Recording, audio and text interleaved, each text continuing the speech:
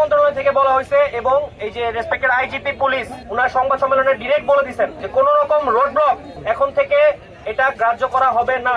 Road block জনভোগান্তি একটা punishable crime, এটার জন্য আপনাদেরকে সাজা প্রাপ্ত হতে পারেন আপনারা যে কেউ। আমার উপর যদি বিশ্বাস রাখেন আমি বলে দিচ্ছি আপনাদের জন্য সময় হচ্ছে 7 মিনিট। 7 মিনিটের মধ্যে রাস্তা ছেড়ে সাইডে গিয়ে দাঁড়াবেন। রাস্তা যদি না ছাড়েন আপনাদের দাবি দেওয়া কোথায় গেল ওটা আমি পরে দেখবো।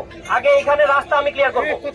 আমার কথা পরিষ্কার, আমি আশা করি 7 মিনিট সময়। 7 মিনিট পরে এখানে যারা থাকবেন তারা আমার ডিরেক্ট আদেশ ভঙ্গ করছেন এবং এই জনভোগান্তি ক্রিয়েট করছেন, এই মানে পানিশেবল ক্রাইমের আন্ডারে আপনারা জেলে যাবেন।